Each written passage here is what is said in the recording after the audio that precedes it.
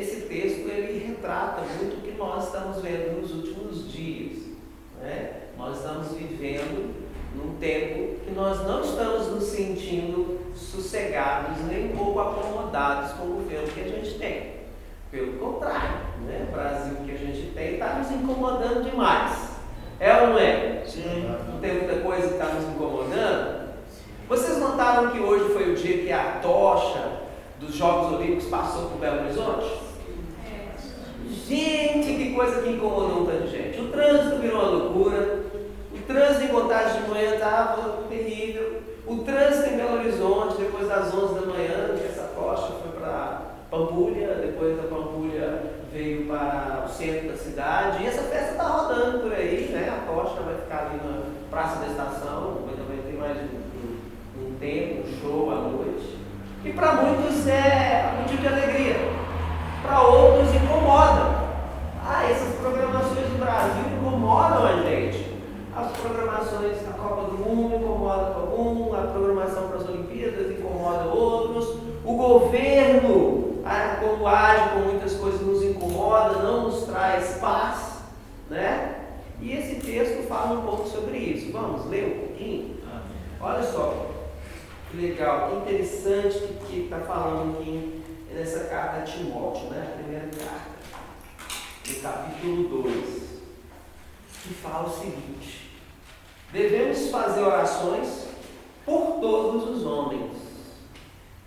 Eu gosto quando começa aqui, né? Porque não está falando só para as autoridades, como está lá em Romanos capítulo 13, que fala que temos que ser submissos às autoridades, né? Mas quando nós estamos falando de orar, aí é para todos nós, para todos os homens. E aqui faz algumas menções a alguns grupos específicos. Olha só. Admoesto-te, pois, antes de tudo, que se façam deprecações, orações, intercessões e ações de graça por todos os homens, pelos reis, e por todos os que estão em eminência, para que tenhamos, aí já fala para todos nós. Então nós oramos para os homens, para que nós tenhamos uma vida tranquila e sossegada, em toda a piedade e honestidade. Isso é bom e agradável diante de Deus, nosso Salvador. Olha que interessante. Então nós oramos para todos os homens, incluindo os reis, incluindo as autoridades, para que nós tenhamos uma vida tranquila e sossegada. Você quer um motivo maior para orar pelo Brasil? Pelas autoridades? Se alguém te perguntar, por que nós vamos orar para esse governo? Por que nós temos que orar para o Brasil? Está aqui a nossa resposta. Para que eu tenha uma vida tranquila e sossegada. Porque se nós não orarmos para esse Brasil, orarmos para como ele é constituído, de povo, autoridade sobre o povo, senão vai ter uma vida sossegada. Não dá. Nós temos como país uma programação enorme que nos envolve a todos. Temos uma pauta que inclui todos nós. Quando nós votamos, é uma pauta para todos nós, não é? Nós não temos exclusão. Todos, até os maiores de 65 anos, eles são o quê? Pode até não votar, mas deveria, viu, Senhor? Essa é o que diz a nossa Constituição. Então todos, né? A partir dos 16 anos, tem uma pauta própria, uma pauta comum. Votar. Todos são convidados para participar de eventos que envolvem o país inteiro. Eventos mais sérios e eventos como festas. Nossos calendários de festas. O país mais festeiro do mundo é o Brasil. O nosso calendário é recheado de festas. Alguns dizem que é uma coisa geográfica, é um país muito grande, com muitos estados, com culturas diferentes. Então, é normal ter-se uma programação, uma agenda para o povo muito extensa. extensa. Quando você anda pelo Brasil, você vê várias programações. Isso é interessante. Agora, falando de ter uma vida tranquila e sossegada, qual a parte desse Brasil que o brasileiro está vendo que é uma vida tranquila e sossegada?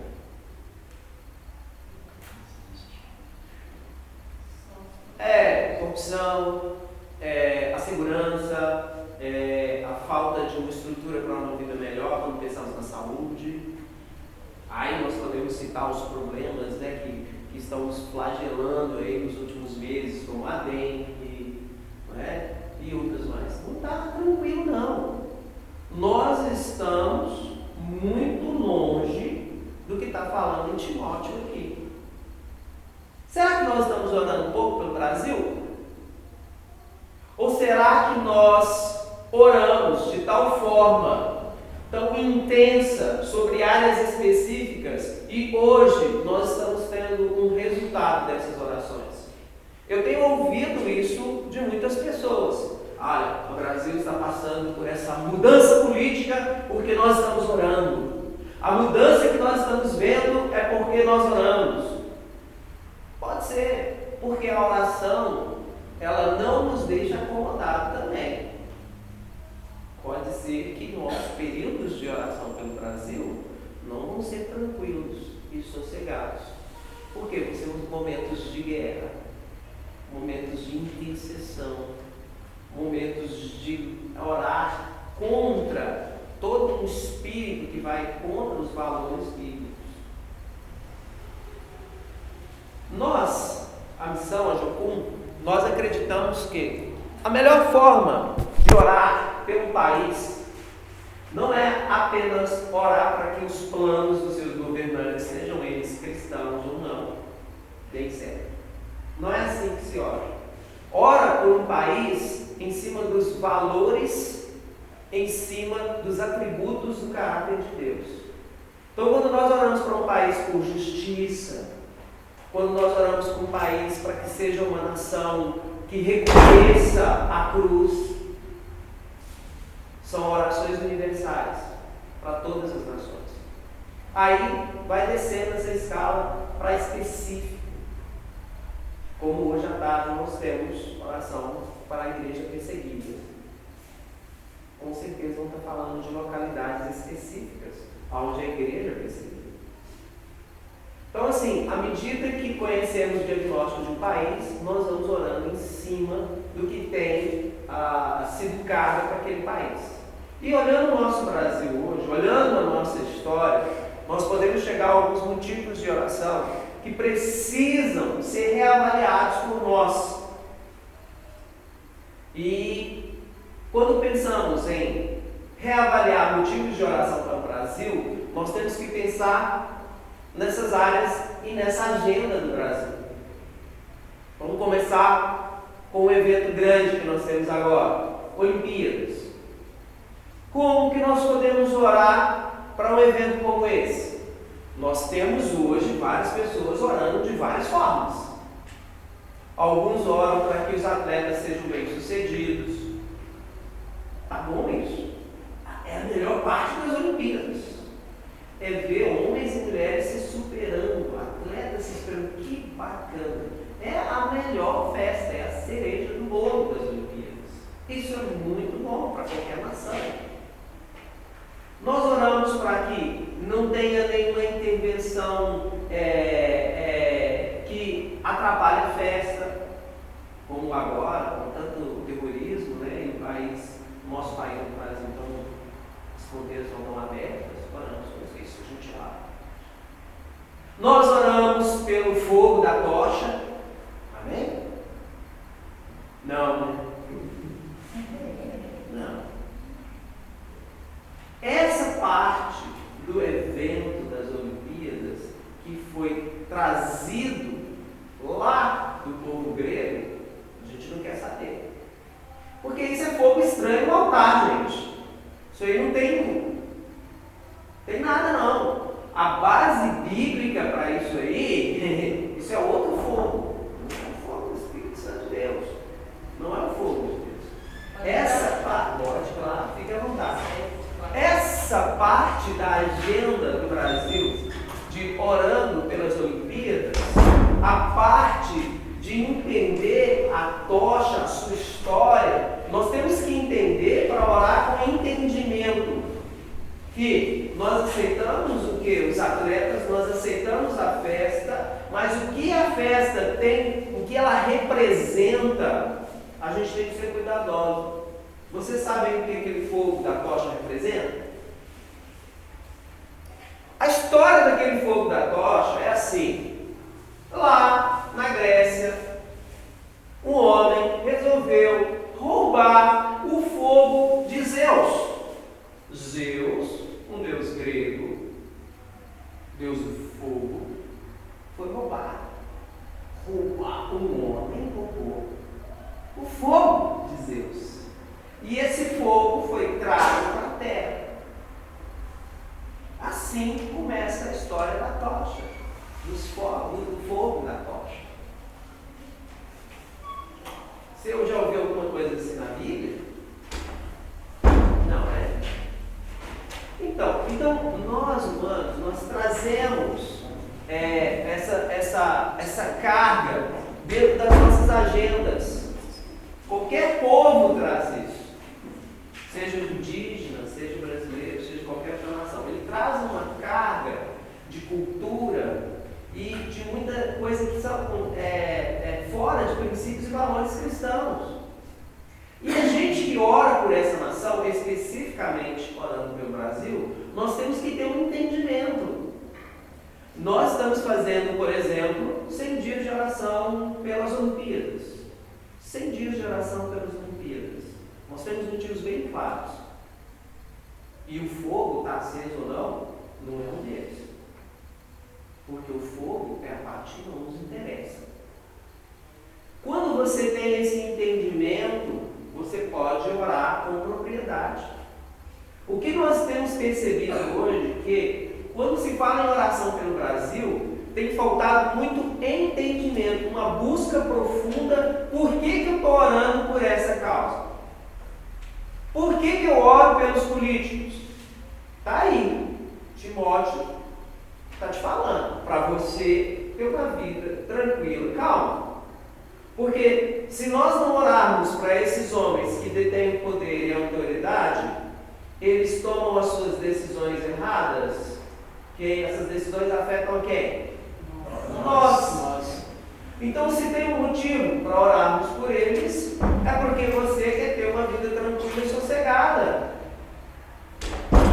Mas eu não tenho problema, eu tenho problema com a autoridade, com a polícia militar. Se tem um motivo para orar pela Constituição, a forma como a polícia militar é constituída no nosso país, é para que ela te dê tranquilidade, sossego. Esse é o valor maior que está lá até na nossa Constituição. Se a polícia não consegue trazer isso, se essa autoridade constituída por nós no Brasil não consegue trazer para a população tranquilidade e sossego, tem algo errado. Aí nós oramos pelo que está errado. Nós não oramos pelo uniforme. Nós não oramos, nós oramos pelo que está errado. É um exemplo claro. Você vê um policial militar fazendo uma abordagem na rua, que é tão comum hoje, né? Para e expõe as pessoas que eles estão suspeitos na rua. E aí começa a fazer aquela averiguação. Eu já vi muitas pessoas fazendo isso. Para a polícia. Mas a grande razão, talvez aquela específica não é a razão certa, mas a razão correta para esse procedimento é para que o cidadão tenha o quê? Quem está falando aí? Sossego e tranquilidade. Por isso que nós oramos, para que a polícia consiga cumprir seu papel, para que quando ela não cumpra seu papel, que de alguma forma, por uma intervenção muito grande de Deus, ela consiga cumprir seu papel.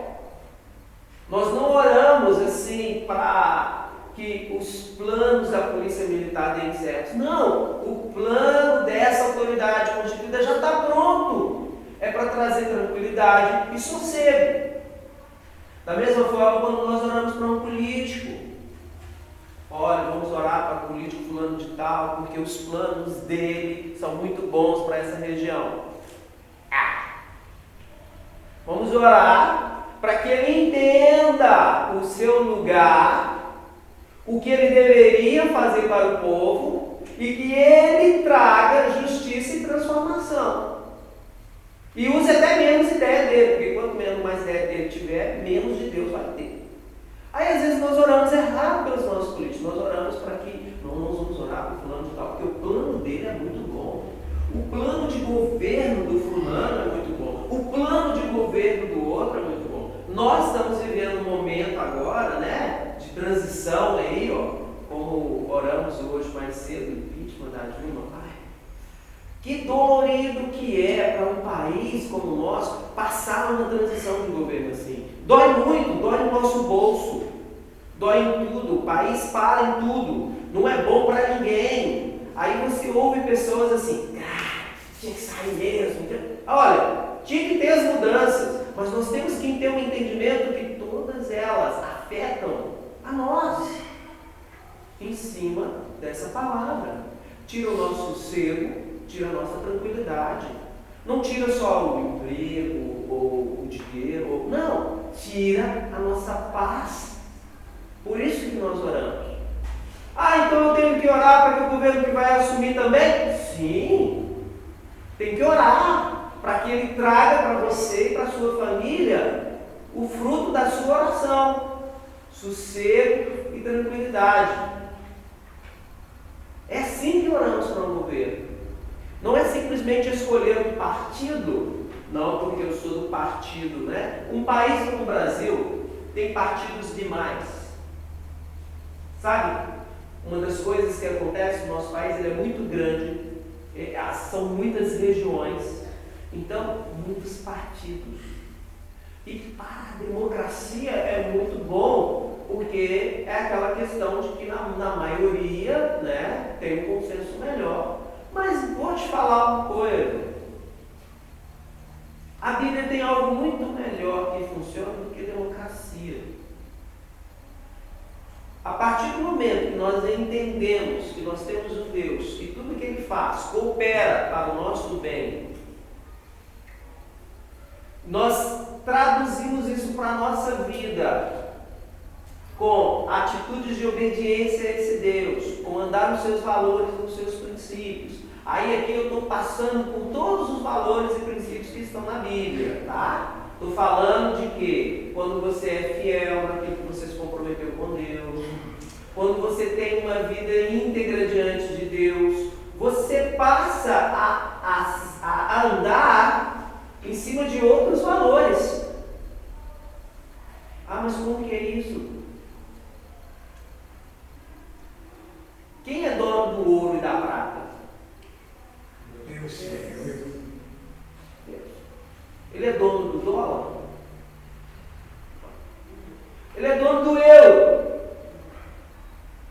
Ele é dono do real.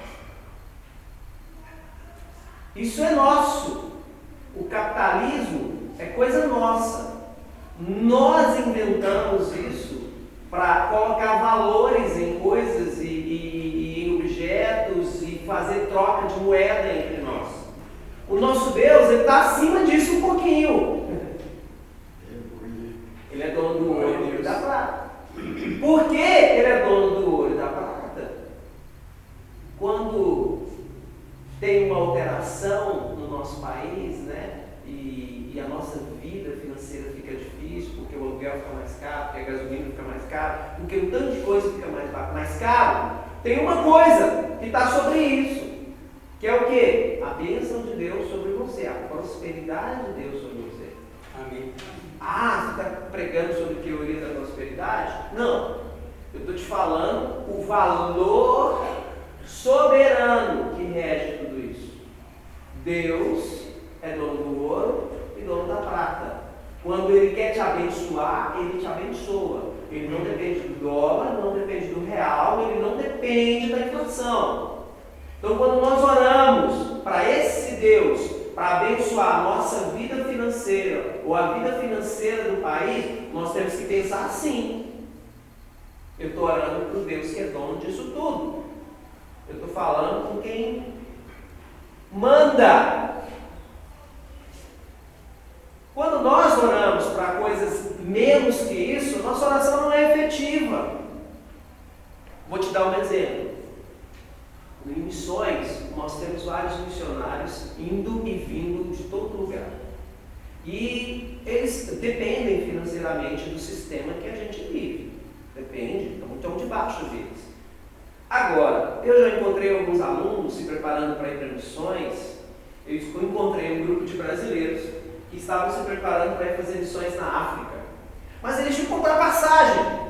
E passagem cara, passagem em dólar, porque é contado em dólar, uma moeda mais valorizada hoje que roda, né? O dólar. E aí, numa manhã, nós estávamos orando e o motivo de oração deles era assim: eu gostaria que orássemos para o dólar abaixar, porque aí a gente conseguiria comprar passagem para ir lá. Aí eu fiquei pensando, falei assim, está pensando pequenininho, essa oração não vai chegar no trono, não funciona assim. E eu chamei esse pessoal depois e falei assim: olha, aqui, eu não vou orar por isso aí não. Mas não, gente, não. Vamos orar para o dono do ouro e da prata, que ele sabe o que está fazendo. Olha só, você está orando para o dólar baixar para você ir para a África. Aí tem um aluno da mesma escola, da mesma missão, lá nos Estados Unidos, onde essa moeda nasceu, é dela essa moeda, e ele está orando para a moeda ficar estável, porque talvez ele está no mesmo lugar que você. Lá também tem uma equipe de missionário querendo ir para a África. E aí ele está lá orando para o dólar fazer o quê? Subir? Como que Deus vai atender isso? Como que Deus atende essa coisa? Um está orando para o dólar baixar para ele chegar na África. O outro está orando para o dólar subir porque aí ele tem dinheiro para... Deus não responde dessa forma. Porque o Deus que nós oramos por esse Brasil, Ele está pensando acima. Então, quando nós estamos orando sobre os motivos financeiros do país, com o nosso pessoal, nós temos que pensar assim: Senhor, Deus, dono do ouro e da prata.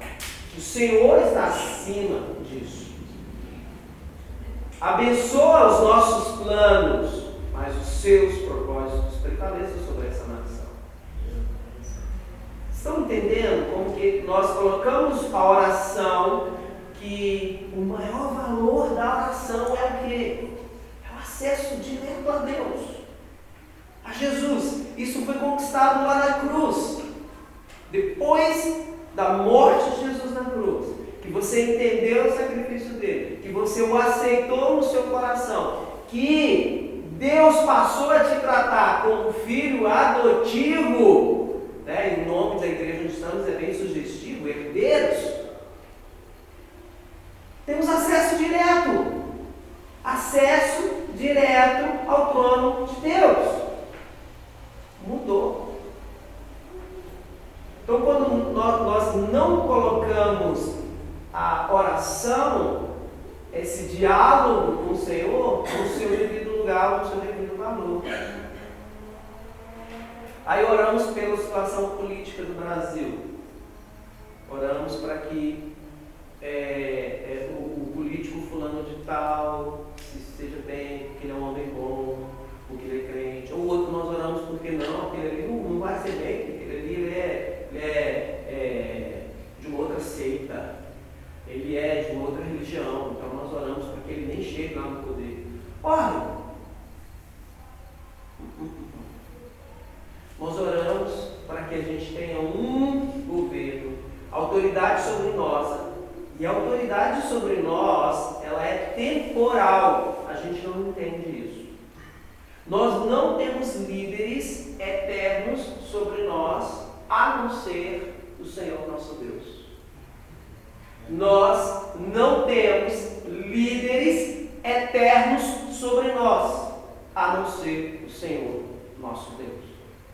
Até em famílias, a liderança ela é temporal. Sabia?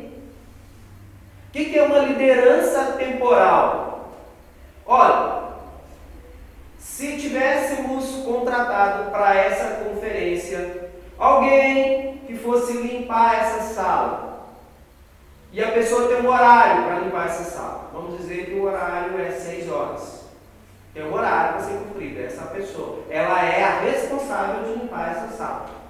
6 horas, 6h10, quem está errado? É nós. A pessoa pode chegar aqui e falar assim, gente, eu tenho um horário para cumprir, é minha obrigação, meu papel é limpar a sala, por favor. Termina logo aí. A liderança ela é temporal. Quando você senta num avião, por exemplo, para ser atendido, e vem lá o comissário de bordo e pergunta o que você quer, ou às vezes dá uma ordem, um comando, aperta os seus cintos, porque vai ter uma turbulência. Ninguém levanta e fala assim, não, eu não vou levantar o meu cinto, não vou apertar o cinto não, porque eu tenho isso para fazer, porque eu não quero, porque eu não gosto. Não, é uma liderança que é colocada sobre a gente por um tempo determinado, para coisas específicas. Assim é com toda a liderança sobre nós. Engraçado, até a liderança dos nossos pais é assim. Ela é muito temporal. A liderança dos pais sobre os filhos, ela passa um tempo. E incrível, ela vai se invertendo, né?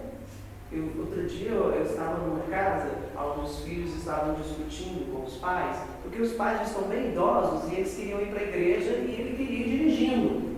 Né? E aí o filho mais velho estava tentando convencer o pai, pai, eu levo o senhor, pai, não dá mais para o senhor dirigir. O senhorzinho, ele estava com 85 anos, a carteira dele já não estava nem renovada mais, mas ele não entende essa questão ali da autoridade, ele tinha perdido isso aí, e ele achava que ele podia pegar o carro para a igreja, e está lá o filho mais velho, né? Assim, convencendo ele, pai, não é assim que funciona mais, pai. Tentando colocar aquele senhor de 85 anos, encaixando debaixo de uma autoridade. Primeiro, pai, a sua carteira venceu. Então, pelo Detran não dá mais para dirigir. Primeiro, a primeira autoridade que você está fora. Pai, tem uma outra autoridade que o senhor tem que ouvir também. A temporal, a do tempo agora. Eu estou habilitado para dirigir. O senhor não está mais. Sua visão está prejudicada, pai. E ele foi tentando convencer o pai dele a entender que liderança é temporal. A única liderança que temos sobre nós, que é eterna, é o Senhor nosso Deus. Amém? Então, quando nós oramos para um governo que não usa os valores bíblicos, que não usa os valores cristãos para suas tomadas de decisões, nós temos que orar para que venha um juízo de Deus sobre eles. Como que Deus faz isso? Várias formas. Várias formas. Num país que adotou a democracia como o Brasil, isso é refletido lá no nosso voto. Quando nós podemos e estamos no tempo das eleições, nós escolhemos aqueles. Aí nós oramos como? Senhor, abençoa o nosso povo, que eles façam boas escolhas. Porque a escolha está na mão deles. Agora, como que Deus fazia com uma liderança de um povo que não tinha democracia? Nos governos totalitários, onde tinha um rei, onde o rei morria, aí o filho tomava conta, e aí vai. A Bíblia nos traz vários momentos, onde em muitos reinos o Senhor tira o rei e põe outro. Tira o rei e põe outro. O próprio Deus. Às vezes ele fazia com que o rei era cometido de uma doença, e aí, ou teve situações onde o rei não era bom, e Deus falou, você não é bom para o meu povo não, avisa para esse rei aí que o tempo dele acabou. E aí o rei entendeu, e aí o rei falou assim, não, eu tenho muita coisa para fazer ainda, Senhor. E Deus o deixou reinar por mais um tempo e viver. Olha que soberania de Deus. Olha só. Aí eu volto à minha pergunta. Nossa situação política hoje. Sai Dilma, entra Temer. Qual o efeito da nossa oração sobre isso? Que nós tenhamos sossego e tranquilidade. Mas então o governo da Dilma não trouxe isso? Acho que não. Será que o outro vai trazer? Não sei. Eu sei que se nós orarmos dessa forma, para que em cada aspecto de autoridade que a gente tem, traga sossego e tranquilidade, porque ela foi constituída para isso. Nós vamos fazer uma oração efetiva. Até para aquela pessoa, né? Outro dia eu estava dando um diagnóstico tão negativo sobre nós, que um dos maiores motivos que a dengue se espalhou no nosso país é porque muitos agentes sanitários tiveram a porta fechada na cara. As pessoas não abriram as portas para o agente sanitário. Vou falar uma coisa. Eles são autoridades constituídas para um determinado fim. Para um determinado fim. A gente deveria sim conferir, ver se essa pessoa entra e tal, e se é tratado como Pablo entra, eu quero ter sossego e tranquilidade. Faça o seu trabalho. Põe seu veneninho aí, filho, vamos embora. Quando uma nação ela entende essa forma, ela elege as pessoas certas para trazer o sossego e a tranquilidade. Então, vamos orar com entendimento do Brasil acima de partidos, acima da situação do real, do dólar, do euro, da inflação.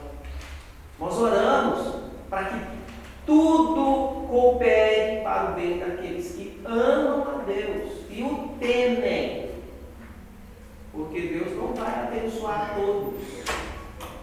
Por mais que o Senhor queira abençoar todos nessa nação, às vezes oramos com esse coração, não é? Deus abençoa todos no Brasil. Olha, tá bom, pode orar sim.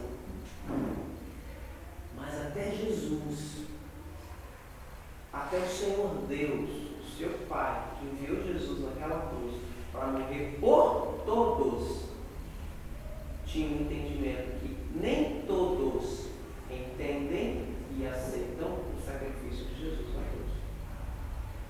Então, não ore pelo Brasil achando que todos vão ser alcançados pela sua oração, de serem abençoados, de alcançarem a justiça de Deus, a prosperidade que o Senhor tem para eles.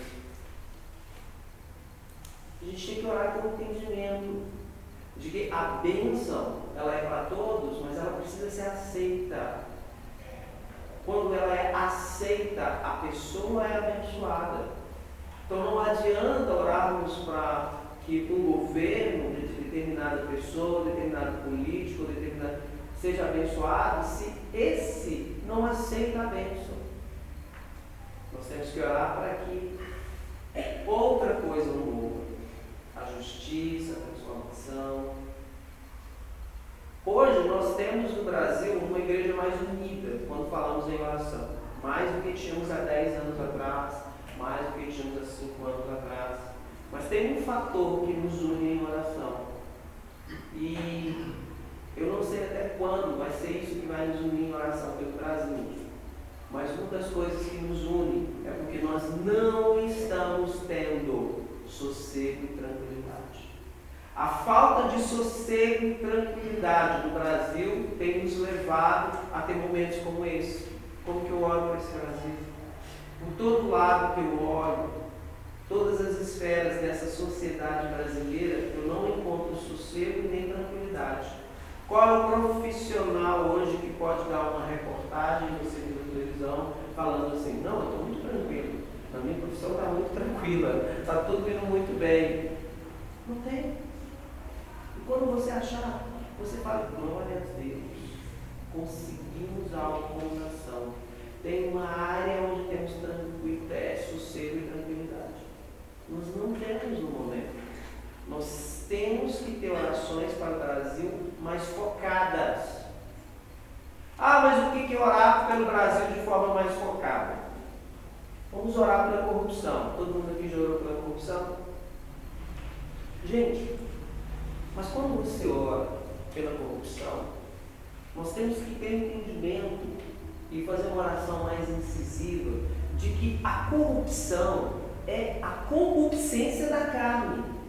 Todos nós estamos sujeitos a ela. Orar contra a corrupção é como você tentar orar contra o pecado. Funciona. A Bíblia não fala para a gente orar contra o pecado. A Bíblia fala para você correr das tentações, para correr da aparência do mal, resistir ao diabo e ele fugirá de vós com as tentações dele. A Bíblia fala o que sobre o pecado? Que a nossa carne, ela culmina, ela luta contra o nosso espírito. Olha só, corrupção é pecado. Não adianta só orar contra o pecado, contra a corrupção. Não é assim que funciona. E no nosso país, falando de Brasil, nós somos experts em dividir as coisas. Em outras nações, corrupção é uma coisa só. Ou você é corrupto ou você não é. Corrupto. No Brasil, nós inventamos uma coisa assim. Tem o corrupto ativo e o passivo. Nós vamos dividindo. O ativo é aquele que quer te corromper com algo. Te oferece uma propina em troca de alguma coisa que é errado, que é ilegal. E o passivo é aquele que aceita, sem confrontar, sem se importar. Então nós dividimos a corrupção em duas categorias.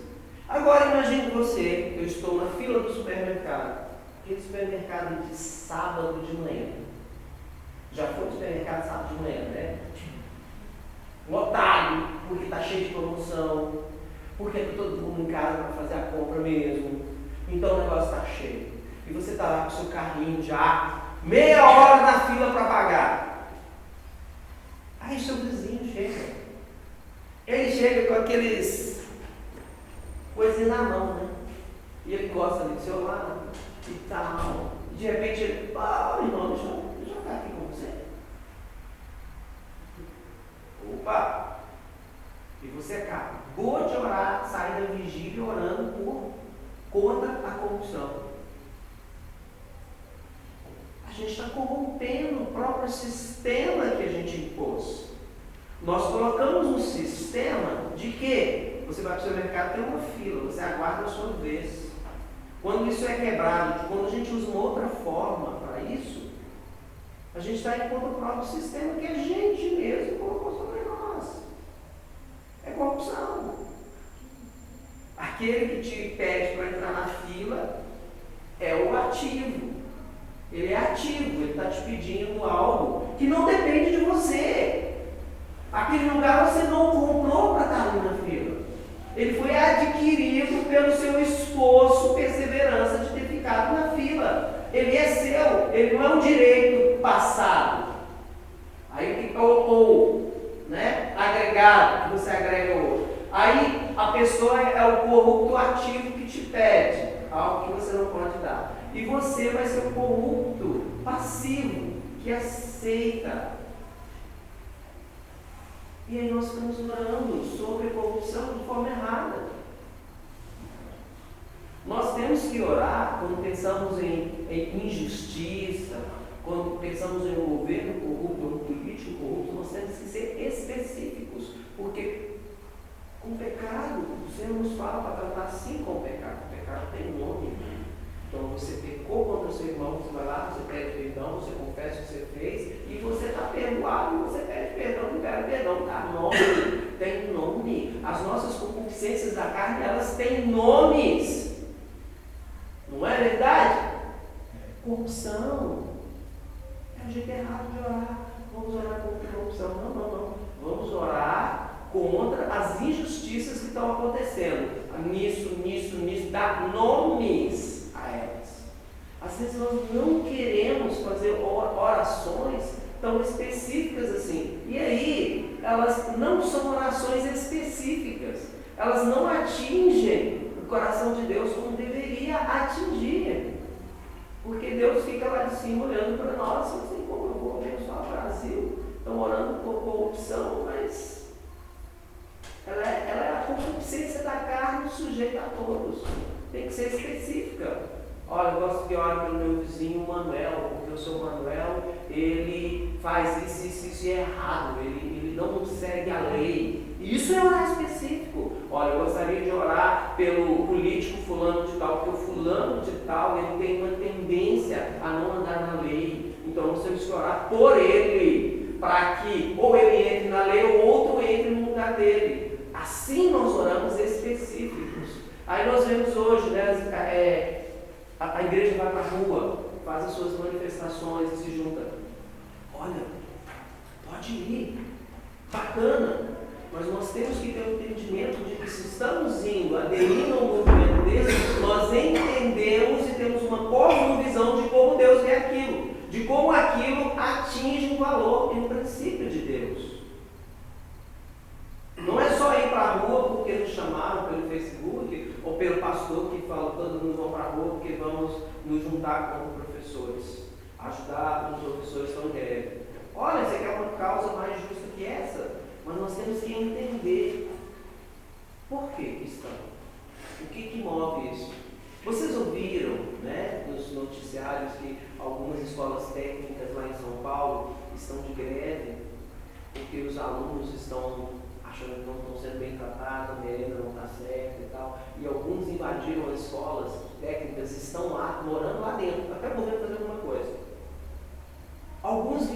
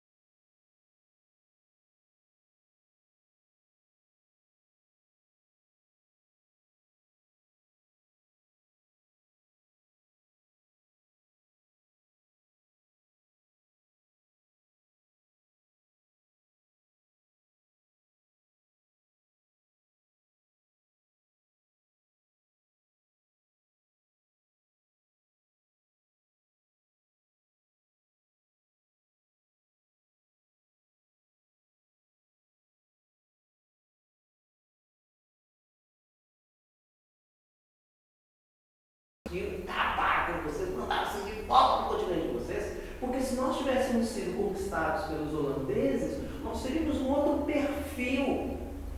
Nós seríamos talvez como uma África do Sul hoje, com seus problemas com o apartheid, com seus problemas enormes ligados à nossa cor da pele. Vocês sabiam que na África do Sul nenhum de nós aqui nessa sala tem cor? Lá a gente não tem cor não. Lá eles inventaram um nome para nós. Nós somos os colors. Colors, em inglês, é os coloridos, viu? Você não tem cor lá, não. Lá você não é branco, você não é preto, você é colors. Se você está andando na rua, então você é colors. Colorido. Você é um gringo colorido. É uma nação, um continente que sofreu muito por causa das suas intervenções, as intervenções que o país teve, as conquistas de outras nações, geraram outros problemas. Aí muita gente olha e fala assim, mas ele tem isso que é bom, tem isso que é. Mas eu vou te falar uma coisa. Que bênção que foram os portugueses. Porque eu prefiro a herança dos portugueses do que essa outra herança que a gente vê de nações que foram conquistadas por outras. Aí você começa a descer o Brasil, você vê lá, né, o povo baiano, as suas características, como é tão forte ainda a influência da África naquela parte do nosso país. Aí você vai subindo para o norte e você vai vendo como que é as regiões que têm uma influência dos indígenas. Como orar específico. Você está orando para acabar a Bolsa Família? Você está orando para não acabar a Bolsa Família? Deixa eu te dar algo mais importante do que isso sobre a Bolsa Família. Bolsa Família é uma ideia muito legal, uma ideia muito bacana, mas ela foi trocada, ela foi misturada, ela traz danos para vários locais. Você sabia que tem muitas comunidades lá no Ribeirinho, lá no Amazonas, lá em Belém, onde as mulheres só pensam nisso, onde virou o sonho da vida dela é ter 4, 5 filhos, porque aí eu tenho uma bolsa família para cada um. Olha o que se resumiu a vida dessa mulher. Você sabia que o Bolsa Família é o desespero de muitos professores? Porque muitas crianças estão hoje dentro da sala, debaixo de um jugo de medo, porque se ele não está dentro da sala, o pai não recebe a Bolsa Família. E se o pai não recebe a Bolsa Família, o couro come em casa, apanha. O pai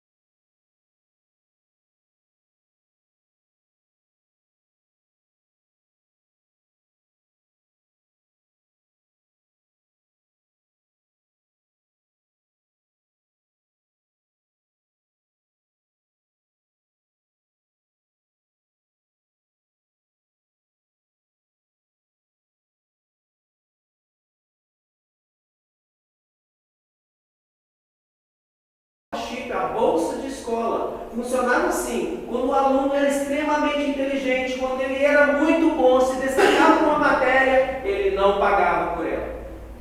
Era injusto fazer aquele menino super inteligente, capaz, pagar pelos estudos. Então, Joãozinho, você é muito bom, você é excelente em matemática, nós temos a melhor instituto de matemática lá nos Estados Unidos, você vai para lá e você não vai pagar nada, Joãozinho. Por quê? Porque você vai estudar lá porque você é muito bom em matemática. Era um mérito. Era um mérito. Assim nasceu o que nós temos hoje no mundo de a base da Bolsa Escola. É pelo mérito. O aluno é muito bom, então olha que coisa bacana, isso é justo, isso é legal. Aí o que nós fizemos, porque nós deixamos, né? Então é nós, como nação. Nós temos que assumir também nossas responsabilidades. Nós vamos falar nisso, eu tenho que falar nisso antes da gente acabar o nosso tempo. Mas o que nós fizemos com a Bolsa Escola? Nós pegamos um programa excelente e nós deixamos o governo fazer o seguinte: não, deixar a escola cobrar o que o menino está aprendendo ou não é muito complicado, é muito difícil. Vamos fazer o seguinte: se ele só aparece na escola, já é suficiente. Ir só para a escola significa que o seu filho está aprendendo? Não. Ter frequência na escola não significa que ele está aprendendo, não significa nem que ele goste. Mas usamos isso como critério para a Bolsa Escola. Quando se usa esse critério para a Bolsa Escola, você mata o verdadeiro valor dela existir. Aí você tem hoje um programa assim, onde muitos têm medo que o governo que vai vir vai acabar, outros têm medo de perder, porque estão dependendo daquilo. Nós temos que orar para que esses programas que trazem justiça e transformação voltem a trazer justiça e transformação, porque não existe justiça nenhuma na vida de uma mulher querer ter 4 filhos, porque aí ela vai ter 4 bolsas de escola diferentes, e aí ela vai poder comprar as coisas para a casa dela. Isso não é justiça. Vocês estão entendendo que é muito mais... Eu dei um exemplo aqui de um programa do governo, onde alguns oram a favor, outros oram contra, e você tem que ter um entendimento de que, olha, a gente tem muito mais coisa do que isso por trás. Amém? Amém. Nós somos responsáveis por aquilo que nós recebemos nas nossas orações. A palavra do Senhor fala que o povo tem o rei que merece. Nós escolhemos, como nação brasileira, andar com a democracia. O presidencialismo foi algo que nós escolhemos. Aqui, talvez as meninas ali atrás, vocês duas estão com quantos anos, bebê? 12. E você atrás? 14. Então vocês estão fora disso, tá? Nós aqui, nós votamos para o presidencialismo. Vocês lembram disso?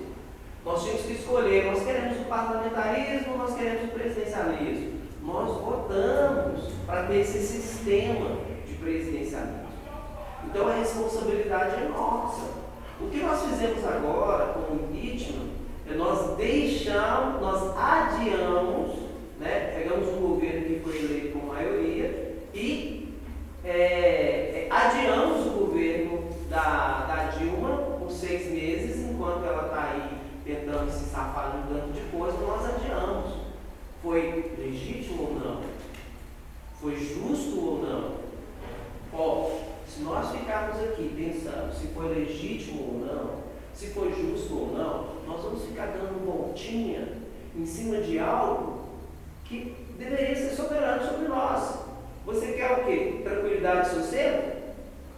Então, a gente quer um governo que traga isso. Estabilidade, tranquilidade e sossego. Se ele é do PT, do PMDB, se eu quero que ele faça o que é promessa bíblica para mim. Amém? Amém?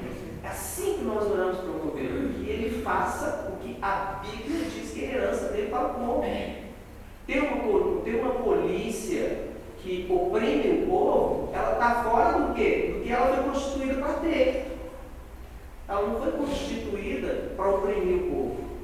Se ela age em opressão ao povo, nós temos que orar contra isso. Olha, Deus, eu quero orar contra essa polícia que oprime. Ponha uma polícia que não nos oprima.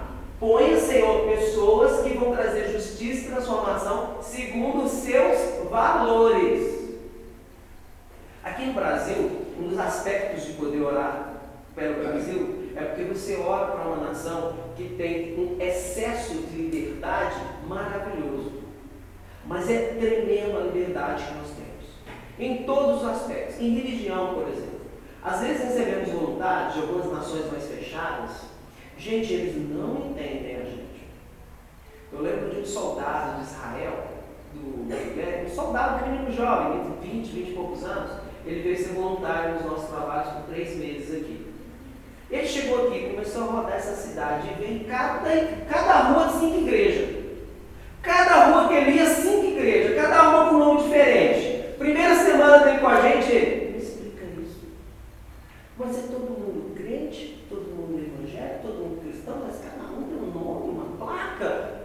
Endoidou, ele não entendeu, ele não caiu no conceito dele de cristianismo. Por quê? Porque ele está vindo de um lugar onde a igreja é uma coisa só, uniforme. É o cristão.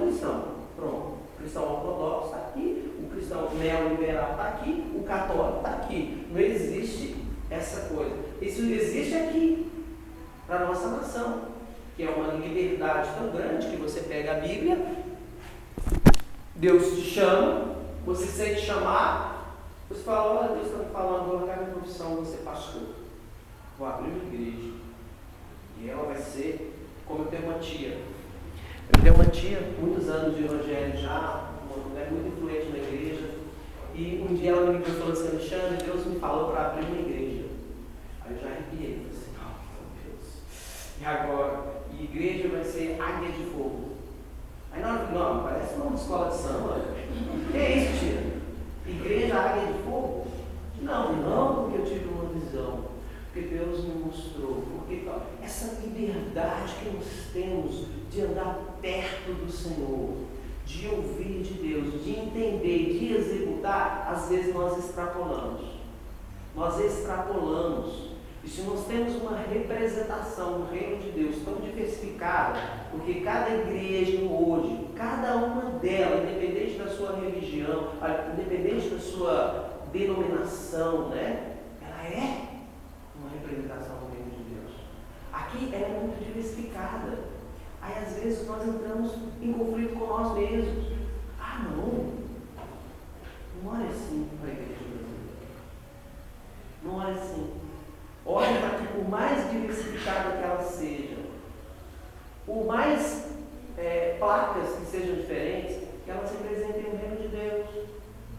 E se você tem que falar para alguém ficar longe de uma igreja, que você fale, fique longe da igreja que não representa o reino de Deus. Que não age segundo os valores que são bíblicos. É um valor bíblico? Amém, irmão. Vai. Está entendendo? Porque senão nós vamos nos perder quando nós oramos para a igreja brasileira. Falar, mas eu vou orar para a igreja brasileira, mas eu vou orar só para a igreja brasileira, Assembleia.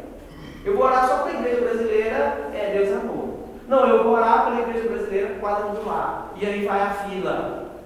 Não, quando nós estamos orando pelo Brasil, pela sua igreja, nós temos que ter um entendimento de que vamos orar para que todas representem o reino de Deus. Os mesmos valores e os mesmos princípios. Ponto. O que passar do ponto pode ser um problema, pode ser um dedo de acusação, e aí a sua oração não chega ao trono do Pai. Não chega. Deus não atende. Amém? Então, falamos sobre orar no Brasil, sobre a política, falamos sobre orar no Brasil, sobre a igreja. Agora eu vou falar sobre o seguinte. Como que eu vou orar para um Brasil onde tem assim tem tanta desigualdade com a pobreza. Olha, gente,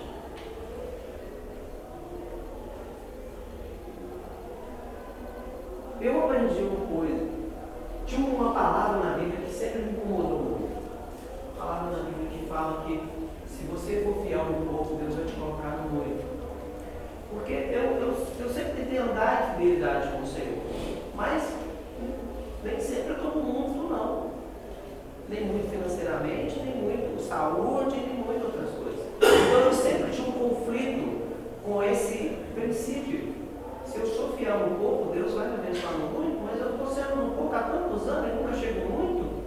Eu tinha um conflito com isso. Até que eu entendi que, de novo, quando você ora para ser abençoado num país assim, e para Deus abençoar o país, quando nós oramos sobre prosperidade, nós temos que pensar o que ela significa para a gente. O que prosperidade significa para você? Se prosperidade significa para você ser rico, você está orando de forma para duas coisas diferentes. Orar para ter uma nação rica é uma coisa, orar para ter uma nação próspera é outra. Porque ser próspero, na raiz da palavra prosperidade, ela quer dizer o seguinte: não ter falta de nada. Tudo está conta. Tudo está conta do jeito que eu preciso. nem abundância, nem mais. Aí o Paulo vai falar amanhã de manhã, e o Paulo ele fala umas coisas assim, né, interessantes para você pensar. Uma vez eu ouvi dele assim: quando a sua despensa está muito cheia, ela pode te corromper. Isso aí, está falando. Dispensa cheia é bênção.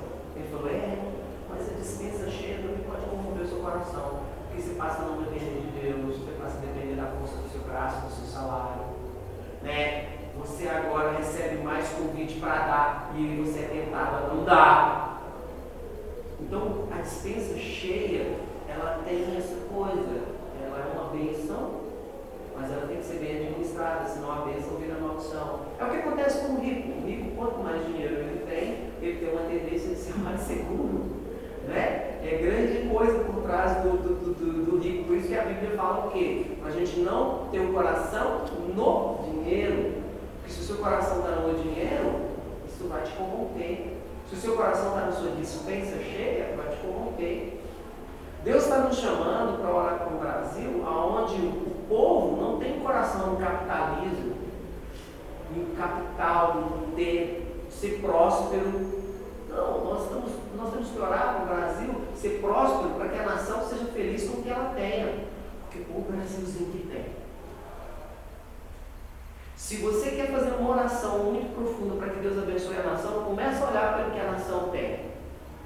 Tem pouquíssimos lugares nesse Brasil onde você planta um negócio e não nasce. Vamos falar lá do sertão. Os projetos que às vezes oramos por eles, como o projeto Mais Água. Algumas comunidades que sofrem com a falta de água naquela região tremenda, porque aquela região foi mar há muitos e muitos anos atrás.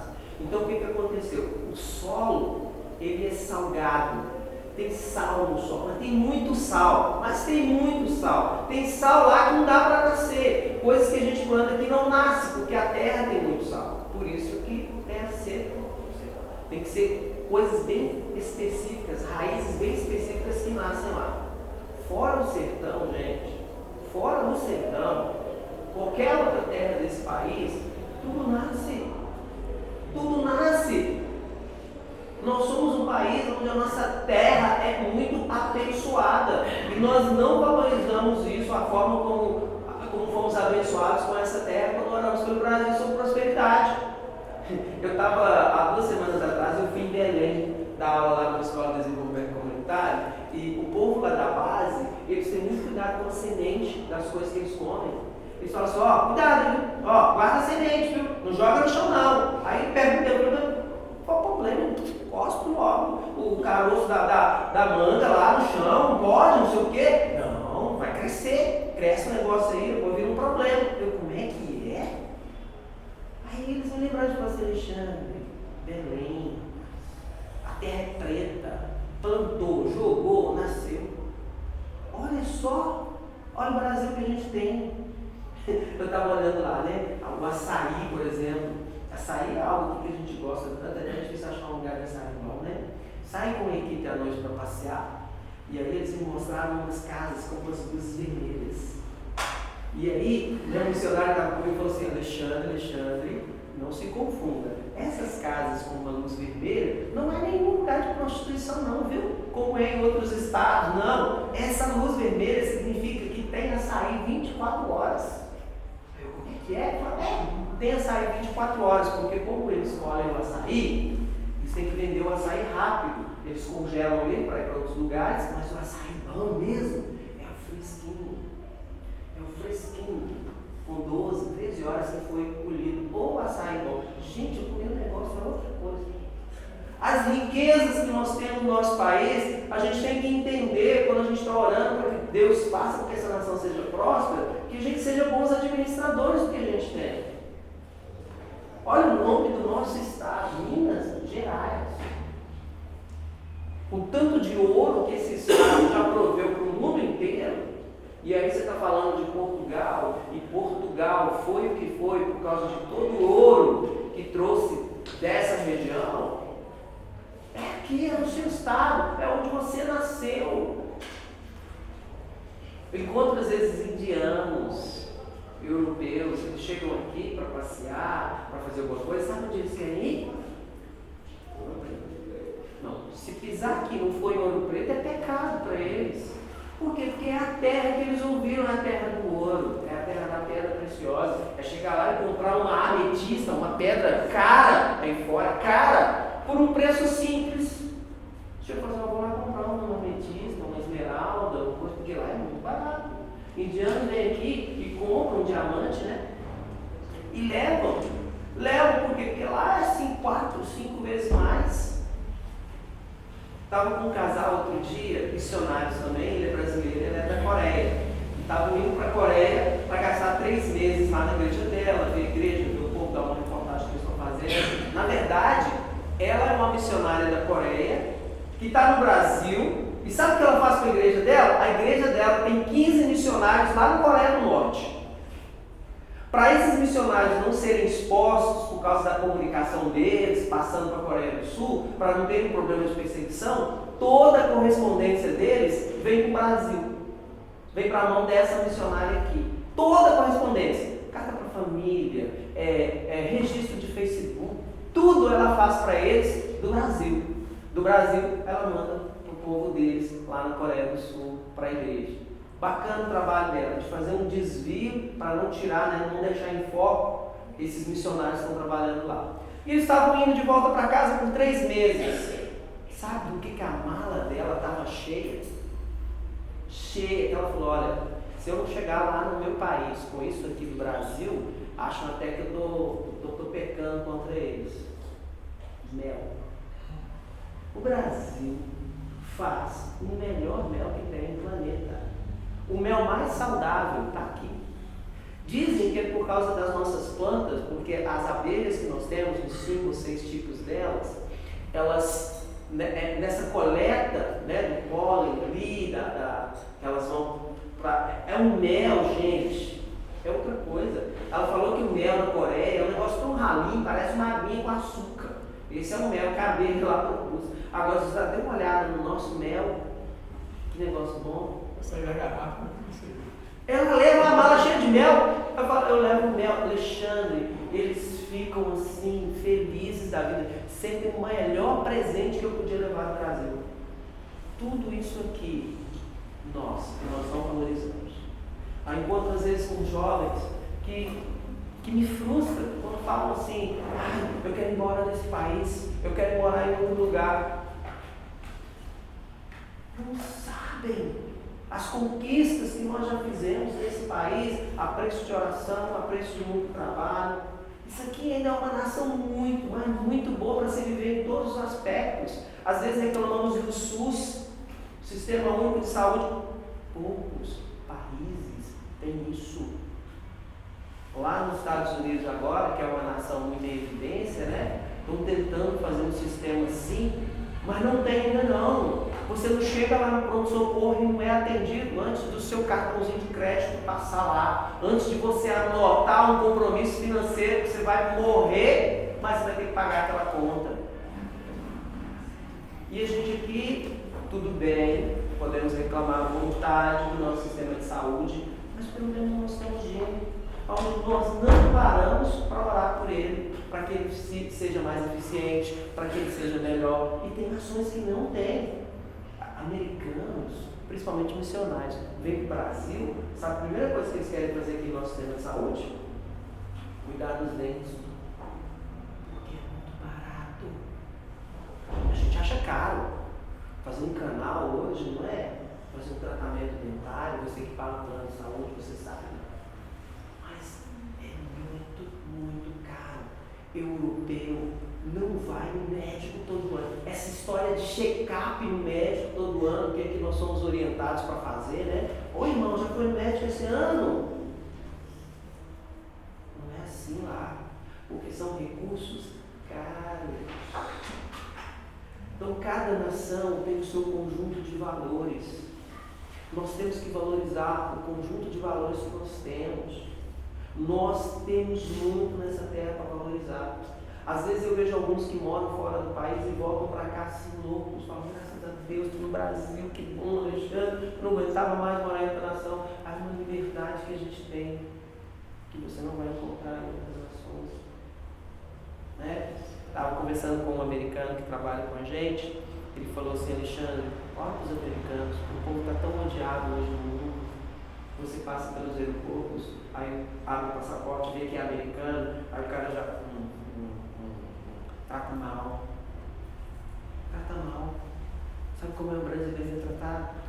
Se você abrir seu passaporte, eles olham, perguntam assim: ó, samba, Brasil, futebol, Pelé. Você sabe sambar? Já abre um sorriso para você. Por quê? Porque essa nação conquistou, junto a outras nações, um lugar muito especial. Nós somos um povo apaciguador.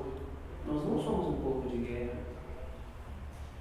Nós não valorizamos isso. Você sabia que quando a ONU se reúne, quando a ONU, a Organização das Nações Unidas, se reúne, o Brasil tem um privilégio que nos foi dado há alguns anos atrás? Vocês nunca prestaram atenção quando a ONU faz uma reunião sobre o clima, sobre alguma coisa? Quem discursa primeiro? Quem abre os discursos? Não sabiam, né? É o Brasil. Seja Dilma, seja Temer, seja quem for, o Brasil conquistou junto à ONU o direito de abrir qualquer discurso. As reuniões da ONU são abertas pelo presidente brasileiro. Na falta de um presidente brasileiro, é outra nação que tem o segundo privilégio de abrir as discussões. Isso não foi conquistado porque o governo da Dilma, do Lula ou do Fernando Henrique, não. É por causa da nação. A nação é conhecida como uma nação apaciguadora, uma nação sem guerra, sem sangue nas mãos. A gente não sabia disso. O brasileiro não sabe disso. A gente nem vê isso nas faculdades. Mas nós somos. Então, quando nós oramos pelo nosso país, nós temos que lembrar das coisas que nós já conquistamos. Amém, queridos? Amém. Estão comigo? Perguntas? Como que eu oro assim para o Brasil? Não? Bem, então eu vou encerrar nosso tempo aqui, mas até amanhã eu vou estar por aqui ainda, hoje até mais tarde. Se você tem alguma dúvida de como orar pelo Brasil, eu quero deixar um exercício para você. Se você fosse orar agradecendo pelo seu país, você teria uma lista de 10 coisas. Nós sempre oramos pelos problemas, por ele. Se você fosse orar pelo Brasil agradecendo, você teria 10 coisas para agradecer? Amém? Deus, eu oro que o Senhor traga a nossa memória motivos para agradecer pela nossa vida. Traz a nossa memória, Deus, traz o nosso momento. Quão rico nós somos como nação, os nossos valores, os princípios. Não nos deixe ficar focados só nos nossos problemas, mas nos deixa focar, Deus, naquilo que o Senhor tem nos dado também. Então, minha oração, Deus, é que o Senhor traga a nossa memória, a igreja brasileira, os bons motivos porque somos essa nação, porque nos chamamos de nação, porque somos brasileiros. Deus, em nome de Jesus, oro pelo entendimento, oro, Deus, que as nossas orações tenham um objetivo único, Deus, que a gente tenha sossego, que a gente seja uma nação que tenha sossego, como é promessa lá em Timóteo, capítulo 2. Deus, traz para a nossa nação paz e tranquilidade. Deus, acima de qualquer governo, nós queremos paz e nós queremos tranquilidade. Deus, se tivermos que ir para a rua, se tivermos que fazer uma manifestação política, que seja pela paz e pela tranquilidade, porque isso é promessa do Senhor. Deus, em nome de Jesus, em nome de Jesus. Amém? Amém. 10 coisas boas sobre o Brasil. Aí, quando você encontrar com alguém meio revoltado nesse país, você vai lembrar e falar: ô filho, vem cá, você sabia que a gente tem que ser muito grato a Deus por isso, por isso, por isso? Amém?